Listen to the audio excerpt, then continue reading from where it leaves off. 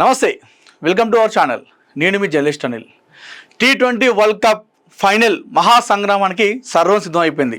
మరికొన్ని గంటల్లో కోట్లాది మంది ప్రేక్షకులు చూడబోయే మ్యాచ్ మరికొన్ని గంటల్లో ప్రారంభం కాబోతూ ఉంది.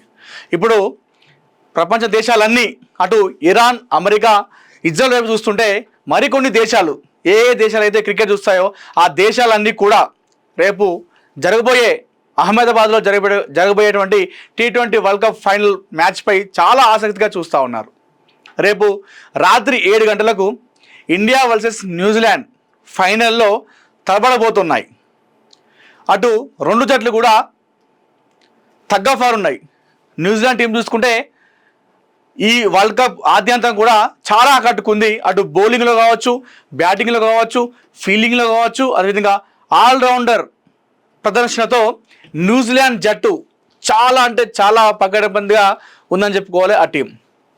అదేవిధంగా టీమిండియా కూడా అటు బ్యాటింగ్, బౌలింగ్, ఫీల్డింగ్, ఆల్రౌండ్ ప్రదర్శనతో టీమిండియా జట్టు కూడా చాలా గట్టిగా కనిపిస్తూ ఉంది. ఈ రెండు జట్లు కూడా ఫైనల్ తలబడబోతున్నాయి.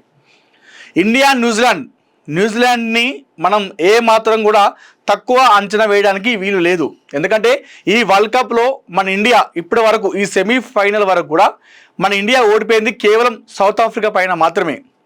కానీ ఆ సౌత్ ఆఫ్రికా టీంనే ఓడించిన టీం న్యూజిలాండ్.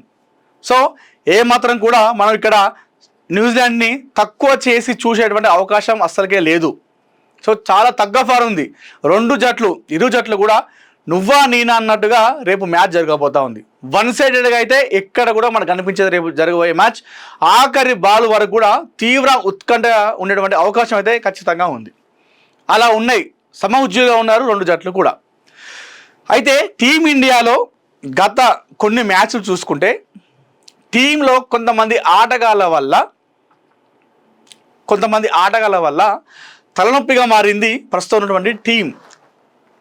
రేపు జరగబోయేటువంటి ఫైనల్లో గత మ్యాచ్లో జరిగినటువంటి తప్పులు మళ్ళీ జరుగుతాయా అన్నటువంటి ఒక టెన్షన్ మొదలైంది టీం మేనేజ్మెంట్తో పాటు, టీంతో పాటు. అదేవిధంగా ఇండియా మొత్తం, యావత్ భారతదేశం మొత్తం కూడా ఇదే టెన్షన్ పట్టుకుంది.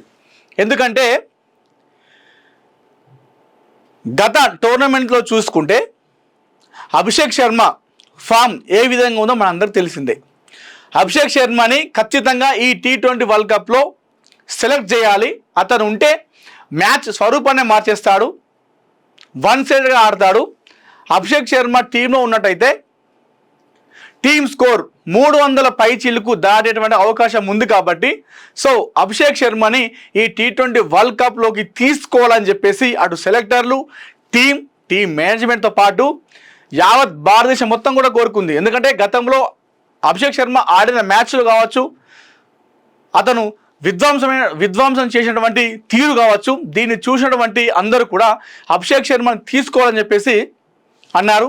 అదేవిధంగా టీం సెలెక్టర్లు అతను సెలెక్ట్ చేయడం జరిగింది. తీరా T20 వరల్డ్ కప్ మ్యాచ్లు స్టార్ట్ అయిన తర్వాత అభిషేక్ శర్మ ఆట చూస్తే 0. ఎస్, కంప్లీట్గా ఈ T20 వరల్డ్ కప్లో అభిషేక్ శర్మ 0 అయ్యాడని చెప్పాలి. కేవలం ఒకే ఒక మ్యాచ్లో అర్ధ సెంచరీ చేయడం జరిగింది. మిగతా మ్యాచ్లన్నీ కూడా 0. 2 డిజిట్ల నెంబర్ కూడా చేరుకోలేకపోయాడు అభిషేక్ శర్మ. వరుసగా 3 మ్యాచ్ల్లో డక్అవుట్ కావడం జరిగింది. దీంతో టీమిండియా, అదేవిధంగా సెలెక్టర్లు, అటు కోచ్ గంభీర్, ఇటు ఇండియన్ ఫ్యాన్స్ అందరూ కూడా తలను పట్టుకున్నారు. ఏంటి అభిషేక్ శర్మ ఇలా ఆడుతున్నాడు, అభిషేక్ శర్మ ఏదో పొడుస్తాడు, ఏదో విధ్వంసం చేస్తాడని అనుకుంటే ఇక్కడ మొత్తం సరిగా ఆడట్లేదని చెప్పేసి అందరూ ఇప్పుడు మాట్లాడుకుంటా ఉన్నారు. కనీసం సెమీఫైనల్లోనే ఆడతాడని చెప్పేసి అందరూ అనుకున్నారు. సెమీఫైనల్లోనూ అదే తరహాలో అవుట్ అయిపోవడం జరిగింది. అభిషేక్ శర్మ యొక్క వీక్నెస్ పాయింట్ తెలుసుకున్నారు ప్రత్యర్థి జట్లు. ఎందుకంటే ఈ వరల్డ్ కప్ మొత్తంలో మీరు చూసుకోండి, అన్ని టీంలు ఏ టీంతో ఆడినా కూడా, వేరే ఇతర ఏ దేశాలతో ఆడినా కూడా వారు ఫేస్ బౌలింగ్తో మొదలుపెట్టారు ఫస్ట్ బౌలింగ్.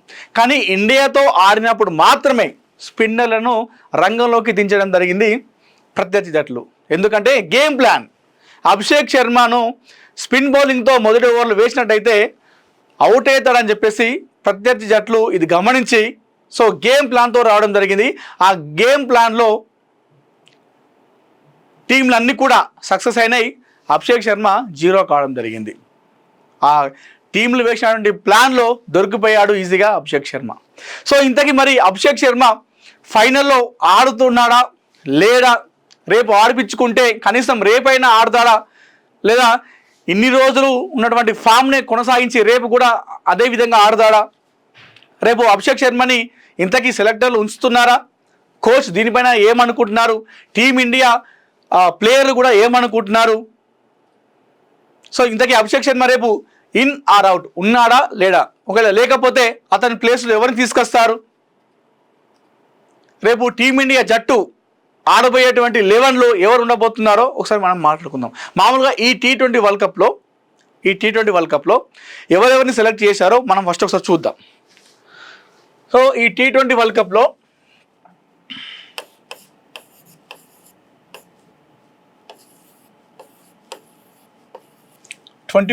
లో మనం చూసుకుంటే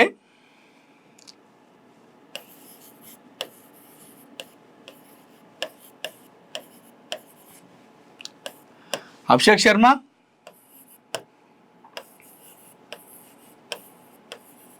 ఇషాన్ కిషన్,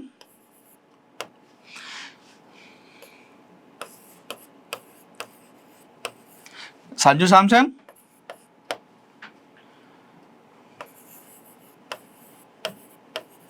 తిలక్ వర్మ,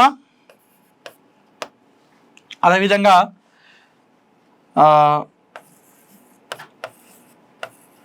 హార్దిక్ పాండ్యా,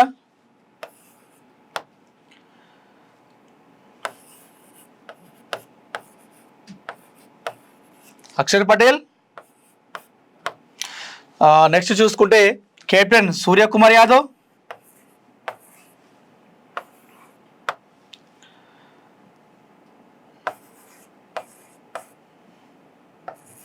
వరుణ్ చక్రవర్తి,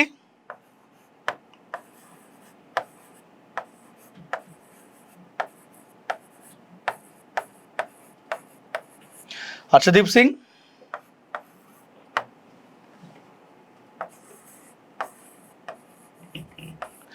శివం దూబే, అదేవిధంగా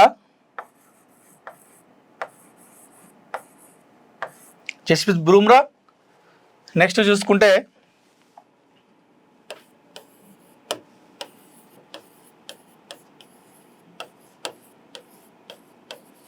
రింకు సింగ్,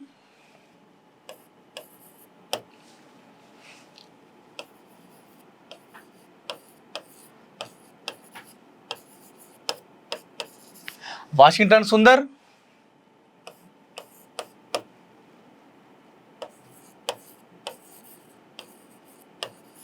మొహమ్మద్ సిరాజ్,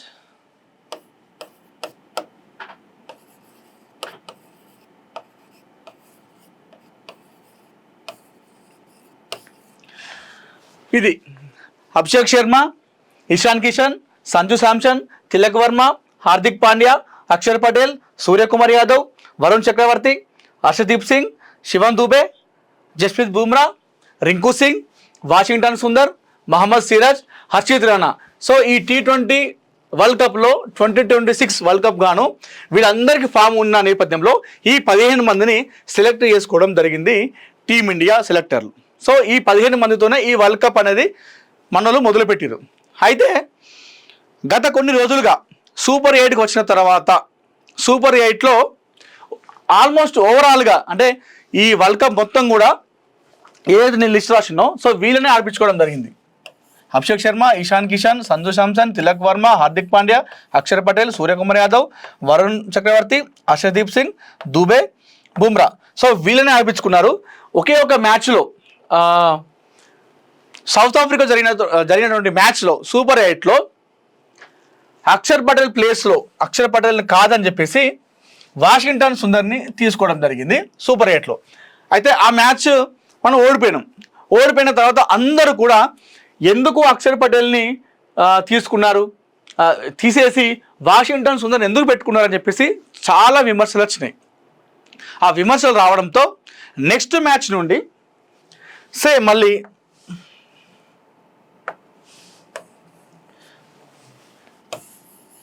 అప్పుడు మళ్ళీ ఏం చేశారు,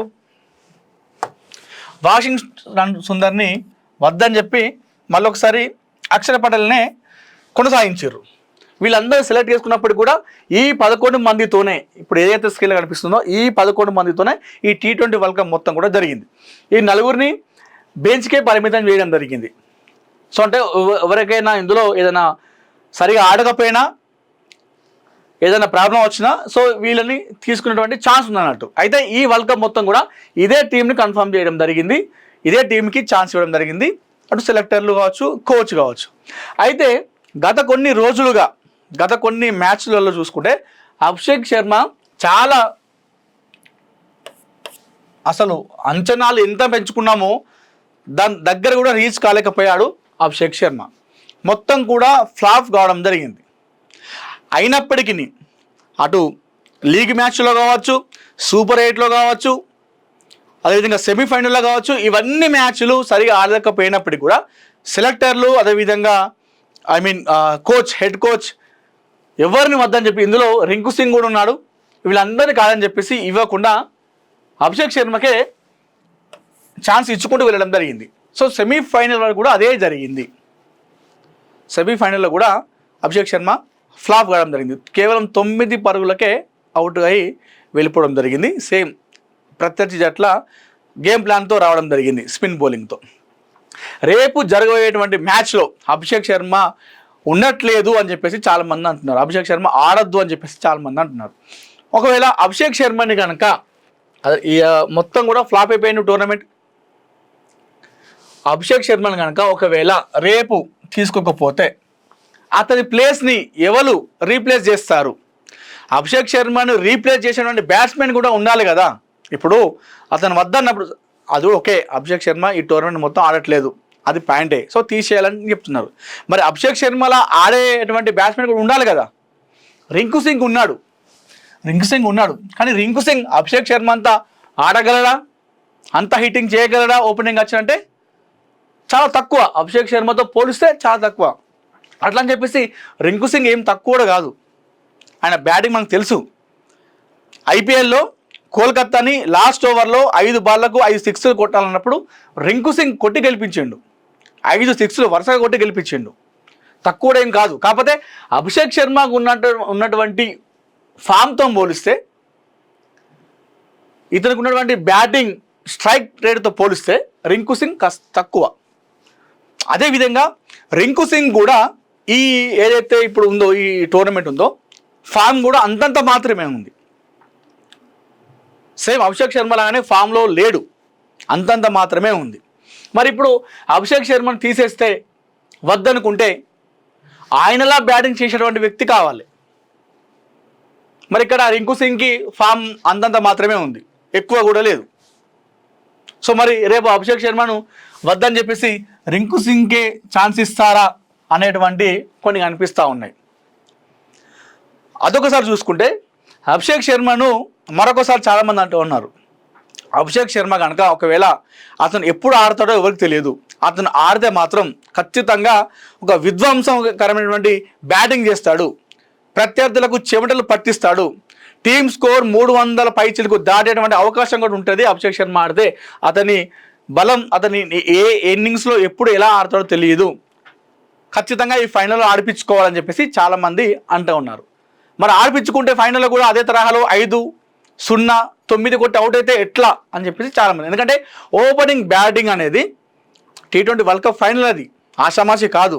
ఈ ప్రయోగాలు చేయడం అనేది ఆషామాషి కాదు.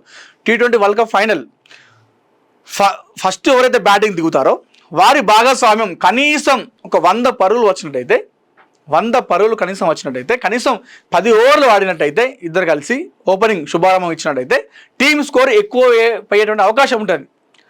అట్లా కాకుండా మొదటి 2-3 ఓవర్లోనే వికెట్ పోయినట్టయితే తర్వాత వచ్చేటువంటి బ్యాట్స్మెన్ పైన ఆ ఒత్తిడి అనేది చాలా పెరుగుతుంది.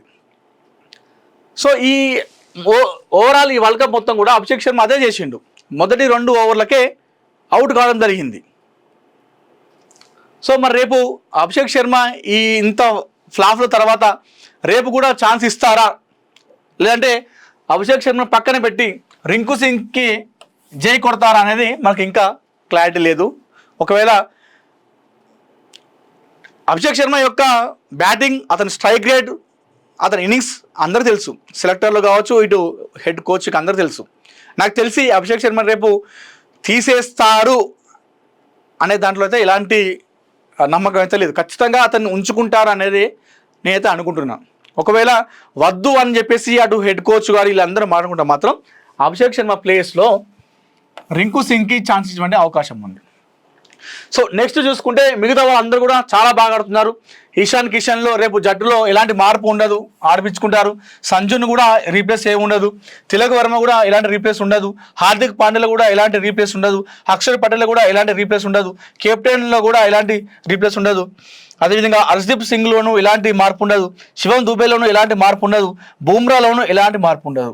ఒకవేళ మార్పు ఉన్నట్లయితే వరుణ్ చక్రవర్తి విషయంలోనే మార్పు ఉండేటువంటి అవకాశం ఉంది. ఎందుకంటే గత మ్యాచ్లో వరుణ్ చక్రవర్తి బౌలింగ్లో చితగొట్టారు England batsmen.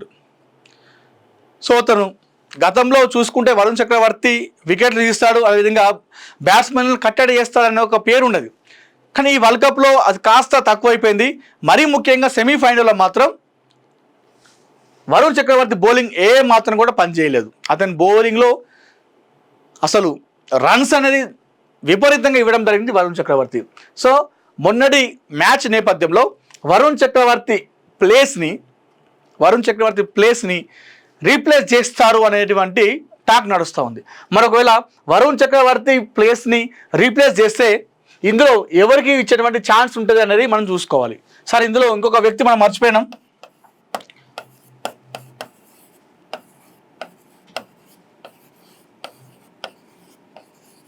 Kuldeep Yadav. So Kuldeep Yadav కూడా మంచి స్పిన్ బౌలర్, చిన్నోడేం కాదు. ఎన్నోసార్లు అటు ప్రత్యర్థి జట్లకు చుక్కలు చూపించిండు తన బౌలింగ్తో, తన స్పిన్ మాయాజాలంతో. సో కుల్దీప్ యాదవ్ కూడా ఉన్నాడు, ఈ బెంచ్కే పరిమితం కావడం జరిగింది, ఈ జట్టునే ఆడిపించుకోవడం జరిగింది. అయితే వరుణ్ చక్రవర్తిని ఒకవేళ రేపు రీప్లేస్ చేస్తే ఇందులో ఎవరు తీసుకుంటారు? వాషింగ్టన్ సుందర్కి ఛాన్స్ ఇస్తారా, మహమ్మద్ సిరాజ్కి ఛాన్స్ ఇస్తారా, హర్షిత్ రాణాకి ఛాన్స్ ఇస్తారా, కుల్దీప్ యాదవ్కి ఛాన్స్ ఇస్తారా అనేది మనం చూడాలి. మహమ్మద్ సిరాజ్కి ఇచ్చేటువంటి అవకాశం లేదు, ఎందుకంటే వరుణ్ చక్రవర్తి ఇక్కడ స్పిన్ బౌలర్ కాబట్టి మనకు ఒక స్పిన్ బౌలర్ ఉండాలి. ఎందుకంటే ఇక్కడ బూమ్రా అదేవిధంగా హర్షదీప్ సింగ్ ఇద్దరు కూడా ఫేస్ బౌలింగ్ ఉన్నది. సో అప్పుడప్పుడు మన శివం దుబే కూడా వేస్తాడు, అదేవిధంగా హార్దిక్ పాండ్యా కూడా ఉన్నారు, ఇద్దరు పేస్ బౌలింగ్కి. సో వరుణ్ చక్రవర్తి ప్లేస్లో సిరాజ్కు ఇచ్చేటువంటి ఛాన్స్ అయితే లేదు. ఇక్కడ హర్షిత్ రాణా కూడా పేస్ బౌలింగ్ కాబట్టి ఇద్దరికి ఇచ్చేటువంటి అవకాశం లేదు. ఉంటే మళ్ళా వాషింగ్టన్ సుందర్కి అదేవిధంగా కుల్దీప్ యాదవ్కి ఇచ్చేటువంటి ఛాన్స్ ఉంది. మరి వరుణ్ చక్రవర్తి ప్లేస్లో పర్ఫెక్ట్ బౌలర్ అయినటువంటి కుల్దీప్ యాదవ్కి ఇస్తారా, లేదా వాషింగ్టన్ సుందర్ అటు బౌలర్ కమ్ బ్యాట్స్మెన్ ఆల్రౌండర్ చేస్తాడు, అటు బౌలింగ్ చేస్తాడు అదేవిధంగా బ్యాట్స్మెన్ చేస్తాడు, మరి ఇతనికి ఛాన్స్ ఇస్తారా అనేది మనం చూడాలి. ఒకవేళ వరుణ్ చక్రవర్తి చూస్తే పర్ఫెక్ట్ బౌలర్, అంటే బ్యాటింగ్ రాదు తనకు, ఓన్లీ బౌలింగ్ మాత్రమే పర్ఫెక్ట్ బౌలర్ అన్నమాట. వీళ్ళు వాషింగ్టన్ సుందర్ కావచ్చు, అక్షర్ పటేల్ ఏంటంటే పార్ట్ టైం బౌలర్ అన్నట్టు, అంటే ఆల్రౌండర్ వీళ్ళు, అటు బ్యాటింగ్ బౌలింగ్ రెండు చేస్తారు. మరి ఇక్కడ పార్ట్ టైం బౌలర్కి ఇక్కడ పర్ఫెక్ట్ బౌలర్ అయినటువంటి వరుణ్ చక్రవర్తి కాకుండా వేరే వాళ్ళు ఛాన్స్ ఇస్తే ఇక్కడ పార్ట్ టైం బౌలర్ అయినటువంటి వాషింగ్టన్ సుందర్కి ఇస్తారా, లేదంటే మొత్తం పర్ఫెక్ట్ బౌలర్ అయినటువంటి కుల్దీప్ యాదవ్కి ఛాన్స్ ఇస్తారనేది రేపు మనం చూడాలి. రేపు మధ్యాహ్నం సాయంత్రం వరకు మనకు ఒక కొలిక్కి వచ్చేటువంటి అవకాశం అయితే ఉంది. సో రేపు ఒకవేళ టీంలో కనుక మార్పులు చేర్పులు జరిగితే, ఒకవేళ ఉంటే మాత్రం ఇదే 11 అభిషేక్ శర్మ, ఇషాన్ కిషన్, సంజు శాంసన్, తిలక్ వర్మ, హార్దిక్ పాండ్యా, అక్షర్ పటేల్, సూర్యకుమార్ యాదవ్, వరుణ్ చక్రవర్తి, హర్షదీప్ సింగ్, శివం దుబే, బుమ్రా వీళ్ళే ఆడాలి. ఒకవేళ కనుక వీళ్ళలో ఏదైనా మార్పులు జరిగితే అభిషేక్ శర్మ ప్లేస్లో రింకు సింగ్ ఆడేటువంటి అవకాశం ఉంది. అదేవిధంగా వరుణ్ చక్రవర్తి ప్లేస్లో చూసుకుంటే ఇట వాషింగ్టన్ సుందర్ అదేవిధంగా కుల్దీప్ యాదవ్, ఇవే మార్పులు ఒకవేళ రేపు జరిగితే ఈ మార్పులే జరిగేటువంటి అవకాశం అయితే కనిపిస్తూ ఉంది. సో మీరేమనుకుంటున్నారు? రేపు జరిగేటువంటి ఫైనల్లో అభిషేక్ శర్మ ఉండాలా వద్దా? అభిషేక్ శర్మ ఉంటే రేపైనా కనీసం ఆడుతాడా? రేపు ఫైనల్లో అయినా తన ఇన్నింగ్స్ ఏంటో చూపిస్తాడా? తన బ్యాటింగ్ పవర్ ఏంటో న్యూజిలాండ్కి చూపిస్తాడా? లేదంటే గత మ్యాచ్ల్లో ఎలా అయితే ఫ్లాప్ అయ్యాడో అదే తరహాలో రేపు అవుట్ అవుతాడా? అభిషేక్ శర్మని టీంలో ఉంచితే కరెక్టా, లేదంటే తీసేసి అతని ప్లేస్లో రింకు సింగ్ని రీప్లేస్ చేస్తే బాగుంటుందా? మీరేమనుకుంటున్నారో మీ అభిప్రాయాన్ని కామెంట్ రూపంలో తెలియజేయండి.